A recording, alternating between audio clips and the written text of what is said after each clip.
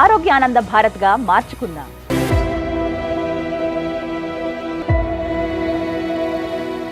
ఈ కార్యక్రమాన్ని సమర్పిస్తున్న వారు హోటల్ 1977, అమ్మమ్మ రుచులు, హైజెనిక్, హెల్దీ, డెలిషియస్ టిఫిన్స్. ఆనందంగా తినండి, ఆరోగ్యంగా ఉండండి. For franchise contact 89589 58999 99989 నమస్తే, welcome to Suman TV. Unhealthy India.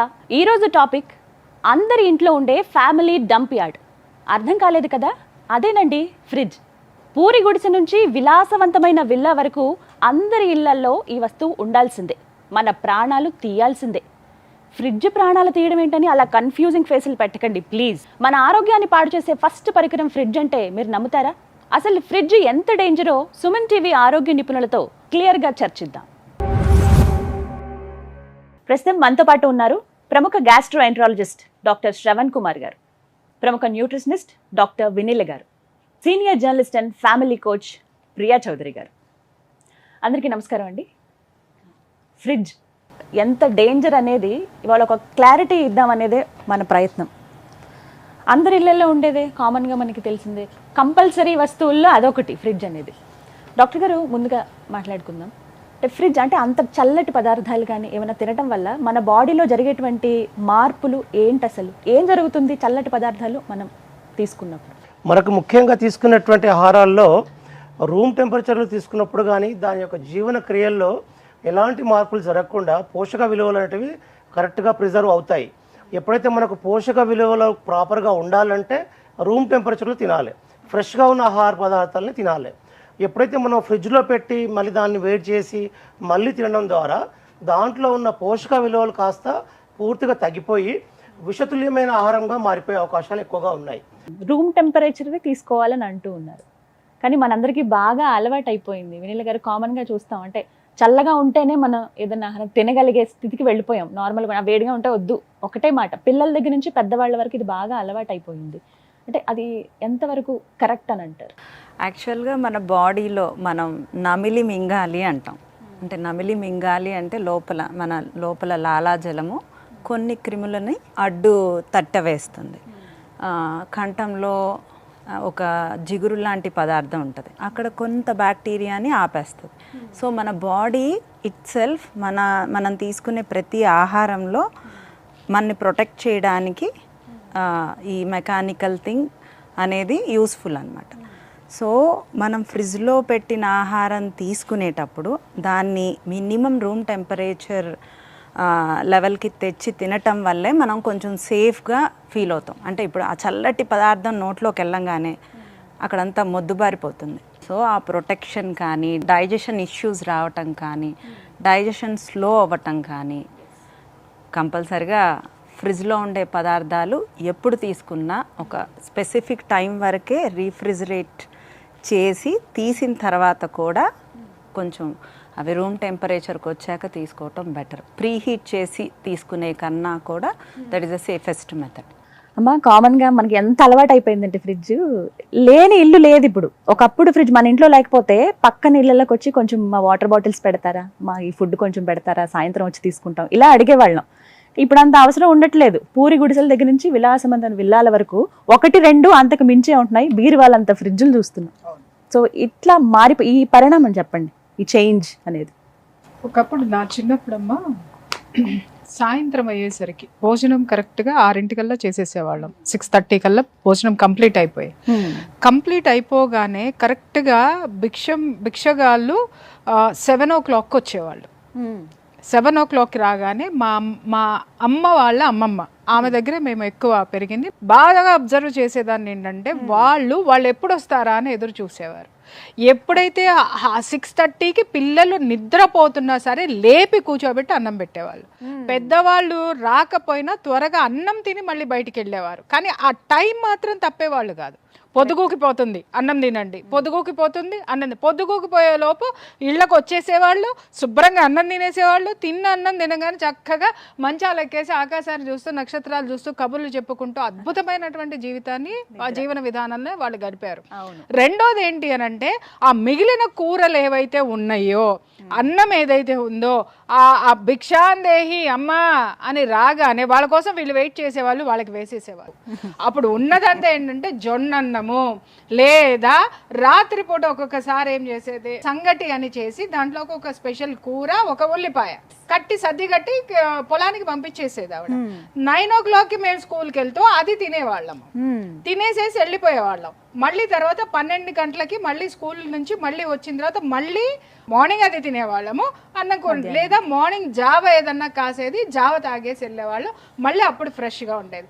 ఒకవేళ సాయంత్రానికి ఏదన్నా మిగిల్చేది ఉంది, చుట్టాలు వస్తారంటే కొద్దిగా మిగిల్చి కనీసం ఒక్కళ్ళకన్నా ధర్మం చేసేవాళ్ళు.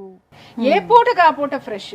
ఇంకా చెప్పాలి అనంటే మా తోటలో అప్పుడంతా పెద్ద పెద్ద స్థలాల్లో ఇల్లు ఉంటాయి కదా, ఒక పక్కంతా కూరగాయలు వేసేవాళ్ళు. దానికి ఎరువులు కూడా ఏంటి అనంటే ఈ పెస్టిసైడ్స్ అనేవి అసలు తెలియదు. అదేంటి చిడుము ఏదైనా వచ్చింది, మొక్కకి ఏదన్నా ప్రాబ్లం వచ్చిందంటే వేపాకుతోటి నూరి చేసి దాన్ని వేపాకు మంట వేసేవాళ్ళు. పువ్వులు గాలికి రాలిపోకుండా పటుత్వం రావడానికి, కాయ పటిష్టంగా ఉండడానికి ఇదే పనుల్లో ఉండాలి. అలా ఏ పూటకు ఆ పూట ఫ్రెష్ గా కూరగాయలు తెంపుకొని వచ్చి వండేవాళ్ళు, అప్పటికప్పుడు వేడి వేడిగా తినేవాళ్ళు. అసలు ఫ్రిడ్జ్ అనేటటువంటిది లేదు. నిలవ ఉండడం అనే పదార్థాలు రెండే ఉన్నాయి, ఒకటి వెన్న, 2 నెయ్యి. ఇవి తప్ప ఏది ఇంట్లో నిలవ పదార్థం అనేది ఉండేది కాదు. కాబట్టి ఒంట్లో రోగాలు కూడా ఏది నిలిచేవి కావు. అంటే టెంపరేచర్ విషయం మాట్లాడుకుంటేనండి, ఎంత టెంపరేచర్లో ఉన్న ఆహారం మనం తీసుకోవాలి? అసలు మనం లోపలికి తీసుకునే ఆహారం ఏ టెంపరేచర్లో ఉంటే బెటర్? అది యాజ్ ఇట్ ఈస్గా ఎలా అయితే మనకు పంటల్లోంచి వచ్చిందో దాన్ని వెంటనే కుక్ చేసి అప్పుడు అలానే తింటేనే దాంట్లో రుచి కానివ్వండి, ప్రోటీన్లు కానివ్వండి, కార్బోహైడ్రేట్స్ కానీ ప్రాపర్గా అందుతాయి. మీరు ఒకసారి దాన్ని ఫ్రిడ్జ్లో పెట్టాము అంటే దాంట్లో ఉన్నటువంటి లవణాలు కానీ, పోషకాహార పదార్థాలు కానివ్వండి, లేకుంటే మైనర్ ఇప్పుడు సెలీనియం, మెగ్నీషియము, కాపర్ అనేటువంటి ఒక స్మాల్ మాలిక్యూల్స్ ఉంటాయి మామూలుగా మన జీవన క్రియల్లో పనికొచ్చేటివి. చాలా వరకు మెగ్నీషియం అనేది చాలా ఇంపార్టెంట్ మన బయోలాజికల్ యాక్టివిటీస్ లోపల. మెగ్నీషియం చాలా ఇంపార్టెంట్. ఇది ముఖ్యంగా పోయే వాటర్లో ఈ యొక్క స్మాల్ మాలిక్యూల్స్ మిస్ అవుతాయి. దాంట్లో కాపరు, సెలీనియము, కాల్షియము, దాని తర్వాత ఈ మెగ్నీషియము, ఇవన్నీ పోతాయి దీంట్లో. సో అది చాలా అవసరమైన జీవన క్రియల్లో, మన శరీరంలో ఉన్నటువంటి జీవన క్రియల్లో వీటి అవసరం చాలా ఉంది.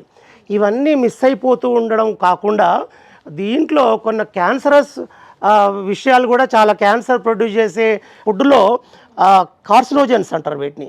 కార్సినోజన్స్ అంటే క్యాన్సర్ని దాన్ని ప్రొడ్యూస్ చేసేటువంటి ఐటమ్స్. అవి కాస్త పెరుగుతూ ఉంటాయి.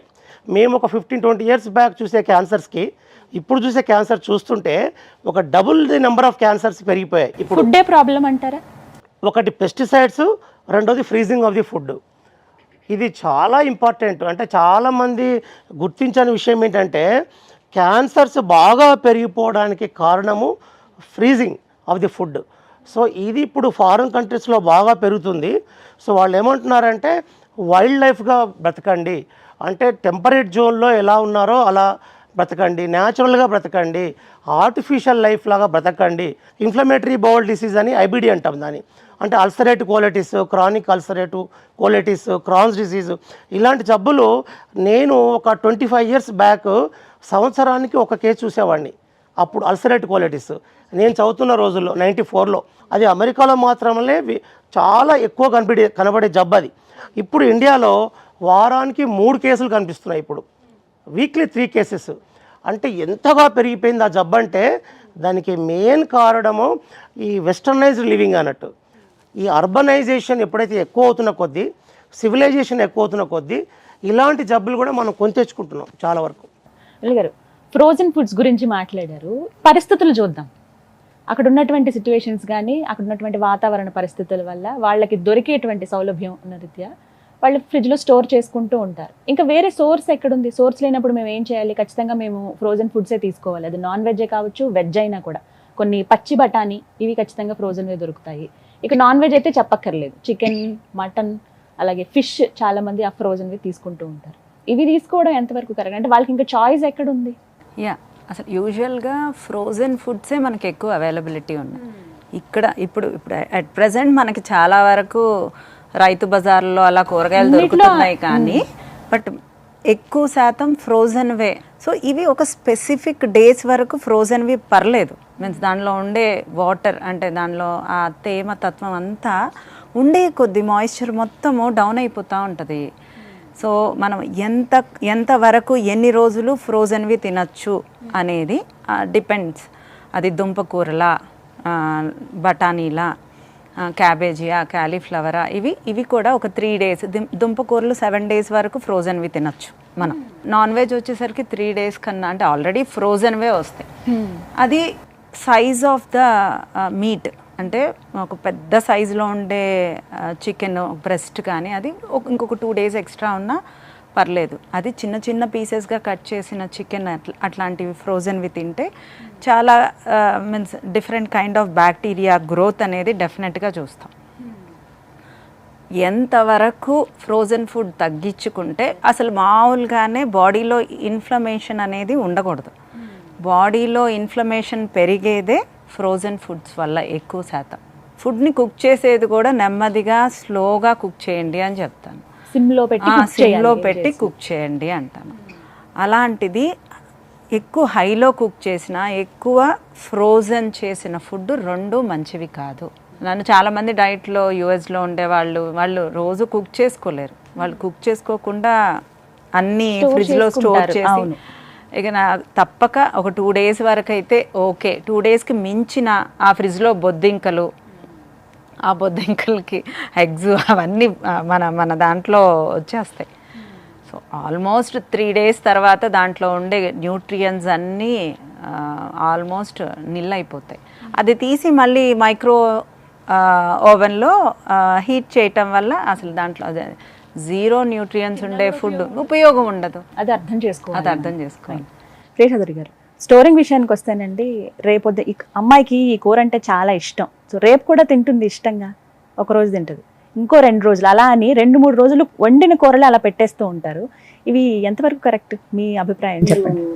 ఈ ప్రశ్నకు సమాధానం చెప్పండి. ఇంకొకటి మేడం అడిగారు, ఈ నాన్ వెజ్ అంతా కూడా మనకి ఫ్రోజన్ దొరుకుతుంది అని చెప్పేసి. ఈ రోజు మనకి గ్లోబలైజేషన్ అని చెప్పేసి గొప్పగా చెప్పుకుంటున్నాం మనం. ఆ గ్లోబలైజేషన్ ఎన్ని అనర్థాలకు దారితీసింది అనేది చెప్పాల్సిన అవసరం లేదు.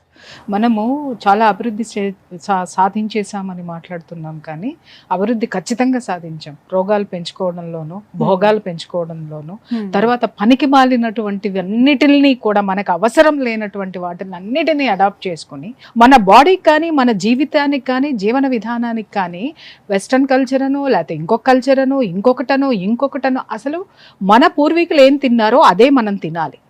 కొన్ని వ్యాపార ధోరణితోటి కూడా కొన్ని ఇంపోర్ట్ చేసి జనాలకి రుద్దుతున్నారు సార్. కొన్ని ఫ్రూట్స్ కానివ్వండి, కొంత నాన్ వెజ్ కానివ్వండి, ఏదైనా కానీ వ్యాపారాత్మక ధోరణితోటి బలవంతంగా రుద్దుతున్నారు. అది మన శరీరానికి పడుతుందా లేదా, ఇది మన జీన్స్ కి సంబంధించిందా లేదా, ఈ ఫుడ్ తినడం వల్ల మన బాడీ రిసీవ్ చేసుకుంటుందా లేదా అనే జ్ఞానం ఎంతమందికి ఉందో చెప్పమ్మా. నీ ఇంట్లోనే, నీ అపార్ట్మెంట్ లోనే చాలా వీడియోస్ చేస్తున్నారు, ఎంత బాగుంటున్నాయో. కొంతమంది చిన్న బాల్కనీలో కూరగాయలు, ఆకుకూరలు అన్ని ఫిల్మ్ యాక్టర్స్ కూడా చూపిస్తారు, మా బాల్కనీలో మేము ఇది పండించాం, అది ఎందుకు చేయరు? ఆరోగ్య సూత్రాలు ఎప్పుడో వదిలేసాం. సూర్యాస్తమయం లోపు తినేసేయాలి. తినేసిన తర్వాత రాత్రిపూట చేసేటటువంటి పని సూర్యుడు చంద్రుడి రూపంలో చేస్తాడు. ఇది ఎంతమందికి తెలుసు? ఈ సూత్రాలు ఎక్కడికి పోయినాయి? నీ భారతదేశం ఎక్కడికి పోయింది? నీ సాంప్రదాయాలు ఎక్కడికి పోయినాయి? ఒక ఫ్రెండ్ ఇంటికి వెళ్ళా, దాదాపు ఇక్కడి నుంచి ఇక్కడికి ఉంది ఫ్రిడ్జ్. అది నేను ఫ్రిడ్జ్ అనుకోలేదు, వేరే ఏదన్నానేమో అనుకొని చెప్పి ఇట్లా ఫ్రిడ్జ్ తీయంగానే లోపల స్టోర్ రూమ్ అంతా దాంట్లోనే ఉంది. ఏంటి ఇది స్టోర్ రూమా, ఇలా కట్టించావు అని అన్న. స్టోర్ రూమ్ కాదు, అది ఫ్రిడ్జ్ అంది. నేనన్నాను, ఏమి నువ్వు మీ ఆయన పడుకుంటారా ఏమి రాత్రిపూట ఏసీ వేసుకోకుండా దీంట్లో దేనికి పెట్టుకున్నావు? స్టోర్ రూమ్ అంతా తెచ్చి ఫ్రిడ్జ్ లో పెట్టంటే, లేదు బయట పెడుతుంటే పురుగులు పడిపోతున్నాయి, అందుకని ఇంత పెద్ద ఫ్రిడ్జ్ కొనేసి. ఇది నిజంగా చాలా ఇళ్లలో మనం గమనిస్తున్నాము. రోజు వాడే నిత్యావసర సరుకులు, కందిపప్పు, బెనపప్పు, చింతపండు, బెల్లం ఇవన్నీ కూడా ఫ్రిడ్జ్ లో పెడతారు. ద్వారా పురుగు పడుతుంది. పురుగులను చంపే మందు వేస్తుంటే అది మన ఇంటికి రాగానే పురుగులు పడుతుంది. ఫ్రిడ్జ్ లో ఉన్నటువంటి ఆహారం తినడం వల్ల మనకి ఎటువంటి అనారోగ్యాలు వస్తాయి అసలు? ఫస్ట్ అదొక క్లారిటీ ఇవ్వండి డాక్టర్ గారు. ఈ ప్రిజర్వ్డ్ ఫుడ్స్ వాటన్నిటిలో కూడా హై కార్బోహైడ్రేట్ ఉంటుంది. ఈ స్టార్చ్ ఎక్కువ వాడతారు వీళ్ళు. టిండ్ మెటీరియల్స్ కానీ అవన్నీ కూడా దానిలో పెడుతుంటారు బాగా. ఈ హై స్టార్చ్ వల్ల ఏమవుద్దంటే ఇమ్మీడియట్గా గ్లూకోజ్గా టర్న్ అయిపోయి డయాబెటీస్ ప్రొడ్యూస్ అయ్యే అవకాశాలు దీనిలో ఎక్కువగా ఉంటాయి. సో ఫ్రీజ్డ్ డైట్స్ తింటడం వల్ల డయాబెటీస్ శాతం పెరుగుతూ ఉంటుంది. అదే కాకుండా ఈ ఫ్యాట్స్ ఏదైతే తింటాం కదా, దాంట్లో ట్రాన్స్ ఫ్యాట్స్ అంటారు వీటిని. అంటే ఈ యొక్క నాన్ వెజిటేరియన్ ప్రిజర్వ్ చేసి మళ్ళీ హీట్ చేసి మైక్రోవేవ్లో పెట్టడము, ఇవన్నీ ఏమవుతాయంటే దాంట్లో ట్రాన్స్ ఫ్యాట్స్ రిలీజ్ అయిపోయి అది కాస్త కొలెస్ట్రాల్, ఇమ్మీడియట్గా కొలెస్ట్రాల్ లెవెల్స్ బాగా పెరిగిపోయి బ్లడ్ కొలెస్ట్రాల్ లెవెల్స్ పెరుగుతూ ఉంటాయి. So high blood cholesterols, high blood pressure, salt content, highest salt content ఉంటుంది. ఎనీ ప్రిజర్వ్డ్ ఫుడ్స్లో సాల్ట్ కాంటెంట్ ఎక్కువగా ఉంటుంది. ఈ ఎక్సెస్ సాల్ట్ అనేది మన బాడీలోకి సోడియం వచ్చేస్తుంటుంది. ఆ ఎక్సెస్ సోడియం రావడం వల్ల బాడీలో వాటర్ లాగింగ్ సిస్టమ్ ఎక్కువ అవుతుంటుంది. అంటే ఒబెసిటీ పెరిగిపోవడము, హైపర్ టెన్షన్ పెరిగిపోవడం, డయాబెటీస్ పెరిగిపోవడము. అదే కాకుండా మన సర్వేలో రీసెంట్గా 65% ఆఫ్ ది ప్యాంక్రియాటిక్ క్యాన్సర్స్ ఎందుకు వస్తున్నాయని చెప్పి ఒక సర్వేలో ఏం తేల్చారంటే ఈ నాన్ వెజిటేరియన్ ఫుడ్స్ అనేటివి ఫ్రిడ్జ్లో పెట్టి వాటిని మళ్ళీ హీట్ చేయడం వల్ల దాంట్లో డిఎన్ఏ డిజింటిగ్రేట్ అయిపోతుంది అన్నట్టు. అందులో ఉన్నటువంటి డిఎన్ఏ డిజింటిగ్రేట్ అయిపోయి అది క్యాన్సర్ జీన్స్గా టర్న్ అయిపోతున్నట్టు. ఇప్పుడు ఓవెన్స్ వాడడం అనేది చాలా డేంజర్. మనం ఏ హోటల్కి వెళ్ళినా అప్పటికప్పుడు వేడిగా మన టేబుల్ ముందు పెడతాడు, కానీ అది అప్పుడే ఓవెన్లో పెట్టి దాన్ని వెయిట్ చేసి ఇస్తాడు. ఇలా ఓవెన్ సిస్టమ్ వాడడం వల్ల ఏమవుతుందంటే ఒక కాన్సన్ట్రేటెడ్ కిరణాలు ఆ యొక్క డిఎన్ఏ డిసింటిగ్రేట్ అయిపోయి డిఎన్ఏ డ్యామేజ్ అవుతుంది. సో నాన్ వెజిటేరియన్లో ఉన్న డిఎన్ఏ డ్యామేజ్ అవ్వడం వల్ల క్యాన్సర్కి దారితీసే అవకాశాలు ఎక్కువగా ఉంటాయి. సో నాన్ వెజ్ ఫుడ్ మనం రోజుల తరబడి దాంట్లో పెట్టడము, అది కాస్త అది ఎప్పుడు పెట్టినా కూడా మనకు గుర్తుండదు. వారం రోజుల తర్వాత ఫిష్ తీసి ఫిష్ ఫ్రై చేస్తూ ఉంటారు. ఇవన్నీ ఎంత డేంజరస్ అంటే మనం తినేది క్యాన్సర్ ప్రొడ్యూసింగ్ ఐటమే తప్ప మనం తినేది ఫుడ్ కాదు. మనం పచ్చళ్ళు పెడతాం ఫ్రిడ్జ్లలో, చాలా వరకు అన్ని పచ్చళ్ళు పెడతాం. అందులో salt, vegetable matter, vegetables and salt, ఈ యొక్క కాంబినేషన్ ఏమవుతుందంటే ఒక any vegetable matter with salt and oil, ఈ యొక్క ట్రిపుల్ కాంబినేషన్ ఏమవుతుందంటే డైరెక్ట్గా క్యాన్సర్ ప్రొడ్యూసింగ్ ఐటమ్గా మారిపోతుంది అది. సో కొలాన్ క్యాన్సర్స్ అంటే మామూలుగా పెద్ద ప్రేగులో వచ్చే క్యాన్సర్స్ ఇప్పుడు అధికంగా పెరిగిపోయాయి. పెద్ద ప్రేగు వచ్చే క్యాన్సర్స్. ఈ పచ్చళ్ళు అనేటివి నిలువ పచ్చళ్ళు వాడకూడదు. దాంట్లో హైపర్ టెన్షన్ రావడము, దాంతోపాటు క్యాన్సర్స్ రావడం, ఇవన్నీ ఎక్కువ. సాల్ట్, హై సాల్ట్ కంటెంట్ పచ్చళ్ళల్లో, అది ఫ్రిడ్జ్లో పెట్టి వాడడం అనేది ఇంకా డేంజరస్ అన్నట్టు. ఎప్పుడు కూడా రోటి పచ్చళ్ళు మేడం చెప్తున్నట్టుగా ఒకప్పుడు మనకు రోటి పచ్చళ్ళని తినేవాళ్ళు, అప్పటికప్పుడు ఫ్రెష్గా తయారు చేసి ఆ రోజుకి అయిపోయేది. అందులో టేస్ట్ ఉంది, లవణాలు ఉన్నాయి, అన్ని రకాల పోషక పదార్థాలు ఉన్నాయి, ఎలాంటి క్యాన్సర్ కండిషన్ లేదు. ఒకప్పుడు ఈ సంవత్సరం పాటు వచ్చేది దానికి ఊరగాయ, ఆ ఊరగాయని ఒక జాడీలో పెట్టి దానికి ఒక ప్రిజర్వేషను, దానికి కొన్ని పద్ధతులు ఉంటాయి, ఎవరు పడితే వాళ్ళు ముట్టుకోవడానికి లేదు. ఆ ఇంట్లో ఉన్న పెద్దవాళ్ళు మాత్రమే దాన్ని వాసన కట్టేవాళ్ళు, దాన్ని తీసేవాళ్ళు, మళ్ళీ కొంచెం వాడేవాళ్ళు, పెట్టేసేవాళ్ళు. సంవత్సరం అయిపోయిన తర్వాత పాత పచ్చడిని పని వాళ్ళకి పనిచేసేవాళ్ళు, మళ్ళీ కొత్త జాడీల్లోకి కొత్త పచ్చడి వచ్చి చేరేది, మళ్ళీ మామిడికాయలు రాగానే. ఇప్పుడేంటి సార్, ఇప్పుడు పచ్చడి పెట్టంగానే మరుసటి రోజు ఫ్రిడ్జ్లో పెడుతున్నారు. దానికన్నా ఇంకా Next day కి అవి next పాడైపోతాయి. level ఏంటంటే non veg pickles. Non veg pickle exactly direct cancer కి దారి. వెరీ డేంజరస్, వెరీ తినకూడదు అది అసలు. కానీ సార్ ఎన్ని రకాలు వచ్చాయంటే చికెన్ పచ్చడి, మటన్ పచ్చడి, నాటుకోడి పచ్చడి, ఫిష్ పచ్చడి, రొయ్యల పచ్చడి, గోంగూర రొయ్యల పచ్చడి. నాశనం అవ్వడానికి ఎన్ని చేయాలో ఆ ప్రయత్నం పక్కనోడు వ్యాపారస్తుడు అనేటటువంటి వాడు చేసి తీరుతున్నాడు. మనం కూడా ఏం చేస్తున్నామంటే జిహ్వా చాపల్యం అంటారు చూసారా, నాలుకకి ఏమి కోరుతుందో ఇస్తున్నాం కానీ శరీరానికి ఏం కావాలనేది ఇవ్వడం లేదు. మాది చాలా బిజీ లైఫ్, మేము జాబ్స్కి వెళ్ళిపోతాం, పొద్దున్న వెళ్ళామంటే ఇప్పుడు రాత్రి వస్తాము, అప్పటికప్పుడు వండుకుని మాకు తినడానికి కుదరదు. సో మేము ఎక్కడి నుంచి ఆర్డర్ చేసుకోవడము, నిన్న వండేది మేము ఫ్రిడ్జ్లో స్టోర్ చేసుకుని తినడము, ఇదే మాకు ఇప్పుడు ప్రస్తుతం అవసరము, ఇంకా తప్పని పరిస్థితుల్లో అన్న వాళ్ళకి ఎటువంటి సమాధానం? అమ్మా నువ్వు ఇంత సంపాదించేసి బిజీ లైఫ్లో సంపాదించేసి దరిద్రమంతా కొనుక్కొని నీ బాడీలో వేసేసుకుని చివరికి నీ సంపాదన అంతా హాస్పిటల్లో పోస్తుంది. అంటే నువ్వు హాస్పిటల్లో డాక్టర్ గారికి ఫీజులు ఇవ్వడానికి, హాస్పిటల్ బిల్లులు కట్టడానికి, ఆ తర్వాత అంతా అయిపోయిన తర్వాత రుద్రాక్ష మాలేసుకుని నాకు మళ్ళీ జపం చేసుకుంటానికి. ఎందుకంటే ఎవరి వల్ల కాదు, నువ్వు నీ ఒంట్లో తెచ్చిపెట్టుకున్న స్ట్రెస్ తగ్గించడానికి అది ఆ మేడం దగ్గరికి వెళ్ళి న్యూట్రిషియస్ ఫుడ్, ఆ డాక్టర్ గారి దగ్గరికి వెళ్ళి గ్యాస్కి సంబంధించినటువంటి పాంక్రియాసిస్ క్యాన్సర్, మళ్ళీ ఇంకా ఏమైనా తగ్గలేదంటే కౌన్సిలింగ్కి నా దగ్గరికి రావాలి. నువ్వు బిజీ లైఫ్లో సంపాదించిందంతా మా ముగ్గురికి పంచిపెట్టాలి.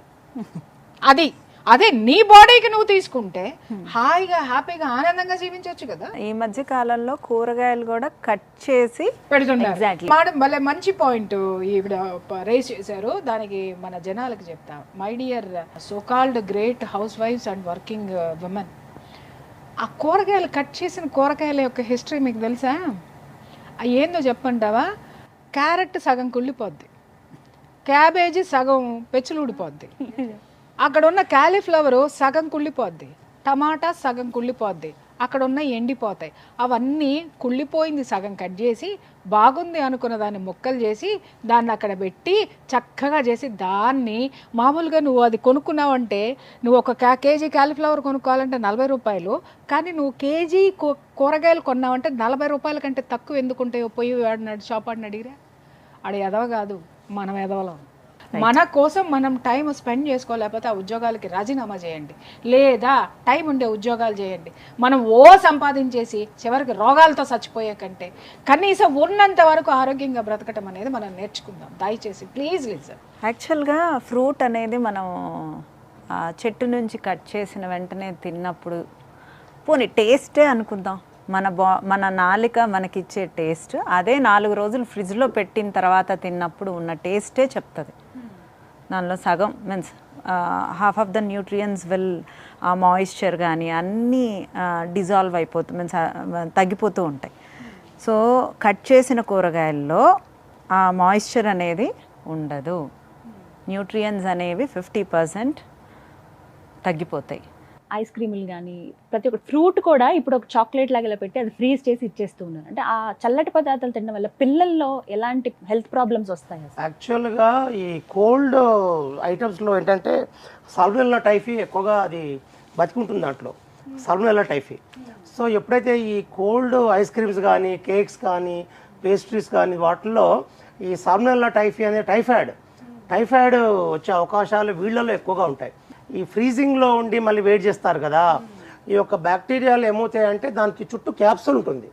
ఆ క్యాప్సూల్ ఉన్నప్పుడు అది మనకు ఫుడ్ పాయిజనింగ్ చేయదు. దాన్ని మనం తీసి మనం వేడి చేయడం వల్ల ఏమవుతుందంటే ఆ బ్యాక్టీరియా పైన ఉన్న క్యాప్సూల్ బ్రేక్ అయిపోతుంది, దాంట్లో ఉన్న టాక్సిన్స్ ఫుడ్లో రిలీజ్ అవుతాయి.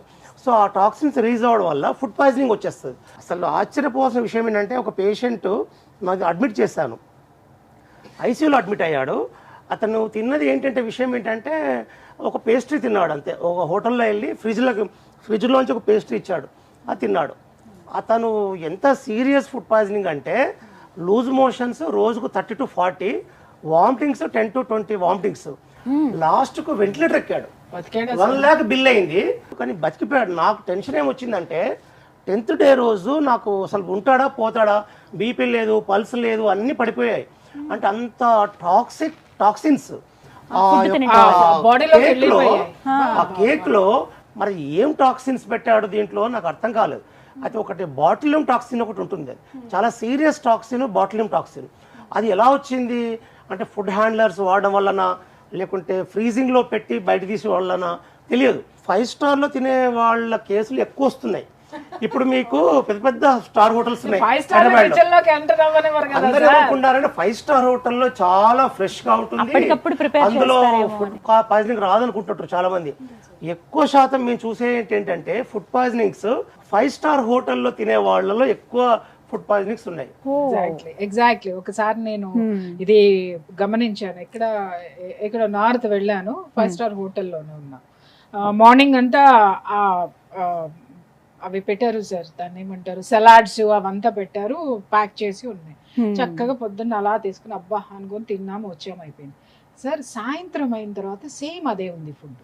ఇదేంటి వీడు పొద్దున పెట్టాడు, సాయంత్రం పెట్టాడు, మళ్ళీ ఇవే ఉన్నాయి ఇంట్లో అనుకొని చూస్తే ఆ లోపల దోమలు ఉన్నాయి.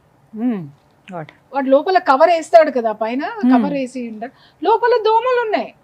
నేను వెంటనే మేనేజర్ని పిలిచాను. మేనేజర్ని పిలిచి ఏంటి అని చెప్పేసి అనగానే పక్కనే మా వారిని మంచింగ్ లేవే అన్న. యాక్చువల్గా 5-star హోటల్ అంతా వెస్ట్రన్ కల్చర్. వెస్ట్రన్ కల్చర్ అంటే మనం మాట్లాడుకున్నట్లు పక్కదే పచ్చి పోర్కు, పచ్చి ఇవి అవి కూడా సరిగ్గా బాయిల్ చేయరు, హాఫ్ బాయిల్ చేస్తారు. ఇప్పుడు దోశ కూడానండి, ఐస్ క్రీమ్ దోశ అని ఇలా రకరకాలుగా ఫ్లేవర్స్ తోటి వస్తున్నాయి. ఐస్ క్రీమ్ ఉంది. ఇప్పుడు చాలా వరకు తింటున్నారు అలాంటివి. మీరు తిన్నది ఫ్రైడ్ ఐస్ నంచుకుంటారా దోశలో? లేదు, అసలు చాలా డిఫరెంట్ గా చేస్తారా ప్రిపరేషన్ కూడా. సరే, ఇవి ఎంతవరకు కరెక్ట్ అండి? ఇంకా ఇప్పుడు ఏంటంటే ఈ పైనాపిల్ ఫ్రూట్ని వాళ్ళు మన ఫైర్లో దాన్ని వేడి చేస్తారు. ఈ పైనాపిల్ ఫ్రూట్ని వేడి చేసి అది ఇస్తారు. అసలు ఫ్రూట్ని ఫ్రూట్ లాగా తినకుండా ఒక న్యాచురల్ ఫ్రూట్ని దాన్ని అన్యాచురల్గా తినడం ఏం స్టైల్ నాకు అర్థం కాదు. అది ఇది ఖచ్చితంగా విషపూరితమైనది అనేది, ఇది ఆపి తీరాలి అనేటటువంటి ఒక నినాదం ఎందుకు రాదు అని అడుగుతున్నాను. యాక్చువల్గా ఎక్కడైతే రాంగ్ థింగ్స్ని ఎంకరేజ్, అంటే ఎక్కువ ఇప్పుడు ఆల్కహాల్ మంచిది కాదు, దాన్ని ఎవరు బ్యాన్ చేయలేరు. సో ఎడ్యుకేటెడ్ పర్సన్సే దీన్ని వాళ్ళకి వాళ్ళు హెల్దీగా లైఫ్ స్టైల్ చేంజ్ చేసుకుంటే తప్పితే ఎవరికి వాళ్ళు అది ఎవరిని మార్చలేరు. మొబైల్ చూసే టైంలో కుకింగ్ చేసుకోండి అని నేను ఒక సలహా కూడా ఇస్తాను ప్రతి ఒక్క కన్సల్టేషన్స్లో. ఆ కుక్ చేసుకున్న ఆనందము, ఆ కుక్ చేసుకున్న ఫ్రెష్ ఫుడ్ ఉండే టేస్ట్ అండ్ ఆ న్యూట్రియన్స్ అవన్నీ కలిపి మన హార్మోన్సే మనని నడిపించేది. అసలు ఫ్రిడ్జ్ ని ఎలా మెయింటైన్ చేయాలి, ఎలా శుభ్రం చేసుకోవాలి, అసలు ఫ్రిడ్జ్ లో పెట్టాల్సిన వస్తువు ఏది, పెట్టకూడని వస్తువు ఏది, ఇది కూడా ఒక క్లారిటీ కావాలి మాకు. ఫస్ట్ ఫ్రిడ్జ్లో పెట్టాలంటే ఫ్రిడ్జ్ మాత్రం నీట్గా ఉండాలి. ఫ్రిడ్జ్ నీట్గా లేకుండా అంటే ఫ్రిడ్జే కదా వాటర్ పట్టకుండా ఉండాలి. బట్ ఫ్రిడ్జ్లో వాటర్ రావడం వల్ల అనేక రకాలైన బ్యాక్టీరియా ఫామ్ అవుతుంది. ఆ బ్యాక్టీరియా చాలా మంది ఫ్రిడ్జ్లో చూసాను మూతలు కూడా పెట్టరు. నిజంగా పెరుగు వేసుకుంటే కడుపులో తిప్పేస్తుంది. ఏంటంటే ఆ పెరుగు మీద మూత ఉండదు. ఇట్లా మన ఆకుకూరలు తీసుకొచ్చి పడేస్తాం దాంట్లో. మేడం అన్నట్టు దేని మీద మూతలు పెట్టాలి. ఈ ఆకుకూరలో ఉన్న పురుగులన్నీ దాంట్లోకి ఎక్కుతాయి. పువ్వులు తీసుకొచ్చి పెడతాం, ఆ పువ్వుల్లో ఉన్న పురుగులన్నీ దాంట్లోకి ఎక్కుతాయి. మళ్ళీ మనం పిండులు పెడతాం, అవి పెడతాం, ఇవి పెడతాం. ఏది పెట్టాలి, ఏది పెట్టకూడదు మేడం చెప్తాం. ఎగ్జాక్ట్లీ అదే తెలుసుకోవాలండి. ఫ్రిడ్జ్ లో ఇప్పుడు అన్నారు ఫ్లవర్స్ పెడతాము, కూరగాయలు పెడతాము, ఫ్రూట్స్ పెడతాము, కొంతమంది ఓపెన్ చేసిన పెరుగు ప్యాకెట్లు పెడుతూ ఉంటారు, కట్ చేసిన నిమ్మకాయలు పెడతారు, కట్ చేసిన ఉల్లిపాయలు, ఇది సాయంత్రానికి పనికి వస్తుంది లేని ఫ్రిడ్జ్లో ఒక ర్యాక్లో పెట్టేస్తారు. ఇది ఎంతవరకు కరెక్ట్ అండి? పురుగులు వెళ్తాయి, పురుగులు వెళ్ళేది అవి పాక్కుంటూ వెళ్తాయి, బ్యాక్టీరియా కూడా వెళ్తుంది తెలుసా. మనం కర్డ్ కనుక మూత పెట్టకుండా ఫ్రిడ్జ్లో పెట్టి, ఒక కర్రీ మూత పెట్టకుండా ఫ్రిడ్జ్లో పెట్టి, ఒక రోజ్ ఫ్లవర్స్ అట్లానే విడిగా పెడితే పెరుగు తింటే అన్ని స్మెల్స్ ఆ పెరుగులో వచ్చేస్తాయి. పాక్కొనేవే కాదు, పాక్కొని మనకు కనిపించనివి చాలా బ్యాక్టీరియా దాంట్లో ఫామ్ అయిపోతుంది. అలా మిక్స్డ్ బ్యాక్టీరియా ఫామ్ అవ్వటం వల్ల ఇంకో కొత్త రకమైన రోగం మన లోపలికి వెళ్ళంగానే వస్తుంది. సో మూతలు పెట్టాలి, కరెక్ట్ స్టోరేజ్ అది అవి కూడా ఒక లిమిటెడ్ పీరియడ్ వరకే యూజ్ చేయండి. That is very important thing. తేనె, నెయ్యి ఫ్రిడ్జ్ లో అసలు పెట్టద్దండి. నెయ్యి, నూనె ఇవి అసలు ఫ్రిడ్జ్లో పెట్టాల్సిన అవసరం లేదు. అవి లేనిపోని బ్యాక్టీరియాని దానికి అంటించినట్లు. చాలా మంది ఎగ్స్ స్టోర్ చేస్తారండి ఫ్రిడ్జ్ లో, ఇది ఎంతవరకు కరెక్ట్? ఎగ్స్ కూడా ఎక్కువ రోజులు స్టోర్ చేసి తినకూడదు. 48 hours కంటే ఎక్కువగా ఉంచకూడదు. ఎగ్స్ కూడా 48 hours లోనే తినేయాలి వాటిని, లేకుంటే దాంట్లో ప్రోటీన్ వాల్యూ పోతుంది, వేస్ట్. ప్రోటీన్ వాల్యూ ఉండదు. ఎక్సెస్ ఫంగస్ చూసాను ఈ మధ్యకాలంలో. ఫంగస్ డిసీజ్ ఎక్కువ చూస్తాను చాలా మందికి.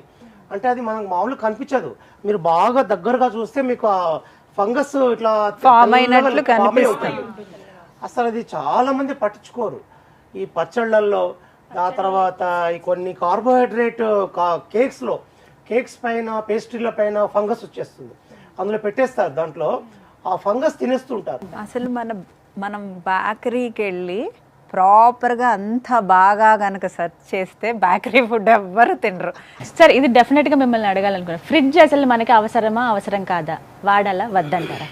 ఫ్రిడ్జ్ అనేది ఒక ఏ ఫెసిలిటీకి అనుకోండి, మీరు ప్రతి ఫెసిలిటీని దాని ఫెసిలిటీ లాగానే వాడాలి, కానీ డిపెండ్ అవ్వకూడదు.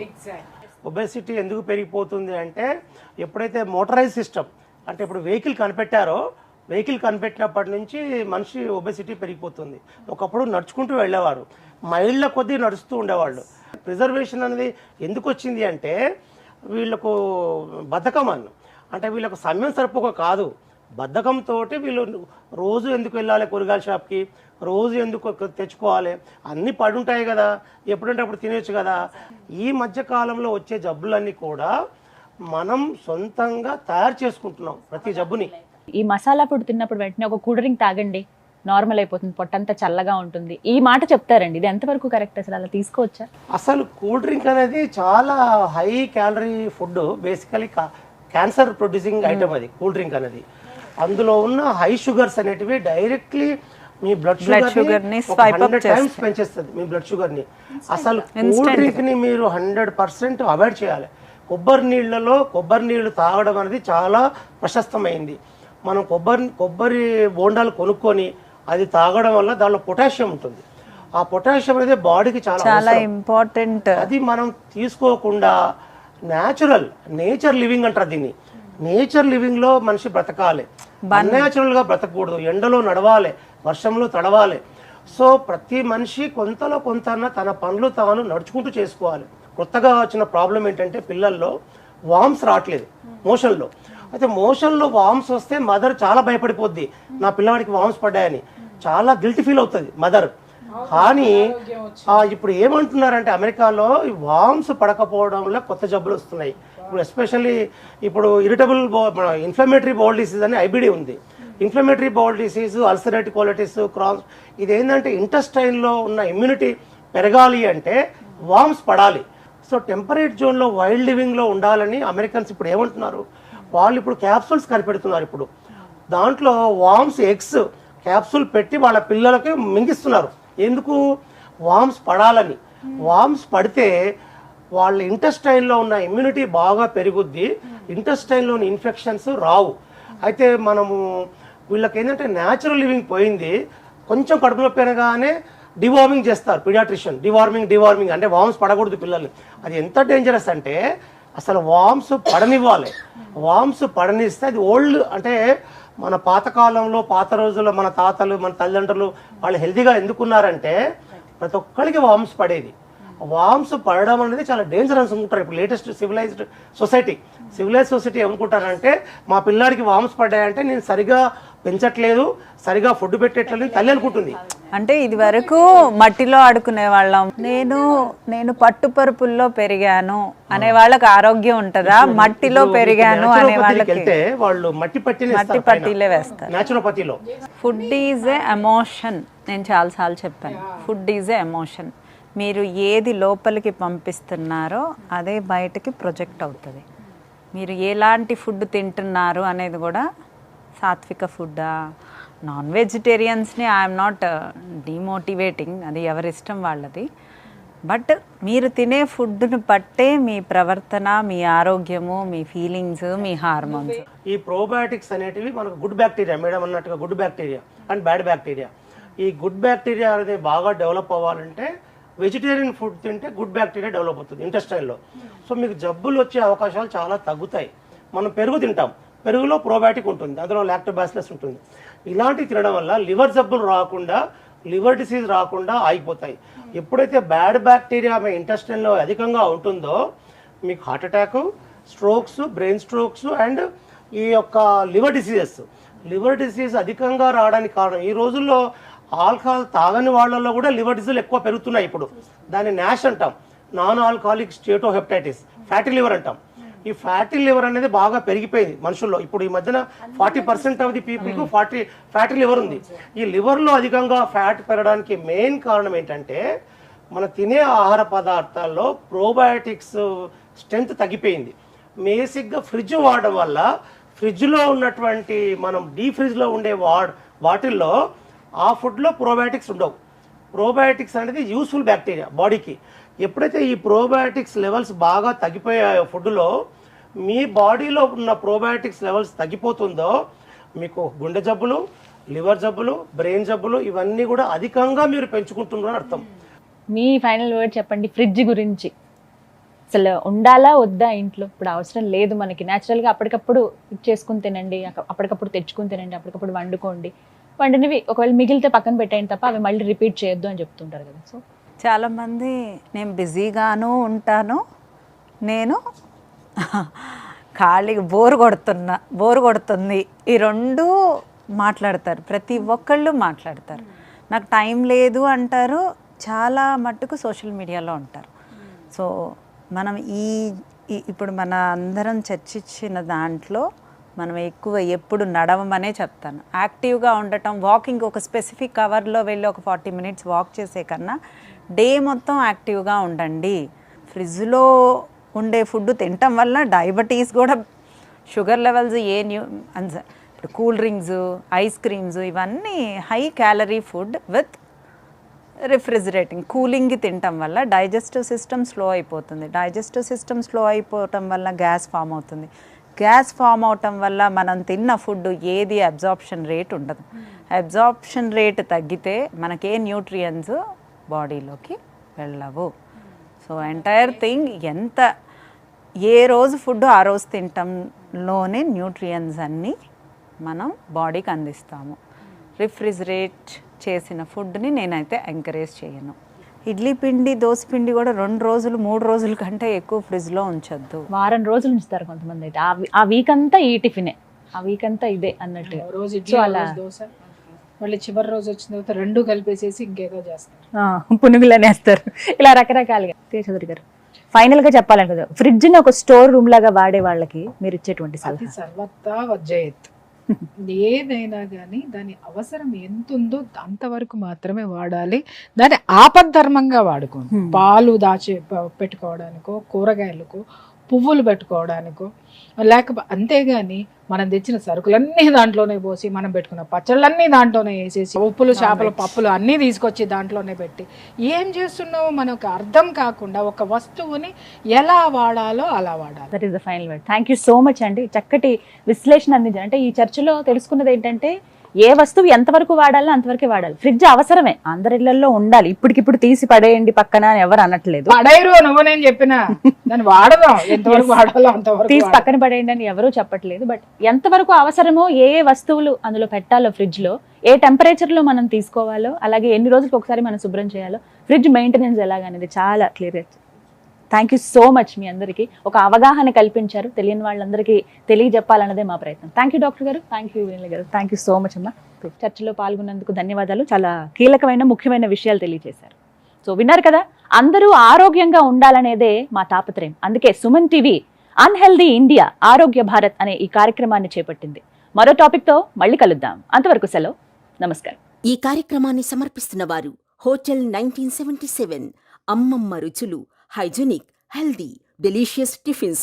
ఆనందంగా తినండి, ఆరోగ్యంగా ఉండండి. For franchise contact 89589 58999 99989 50999.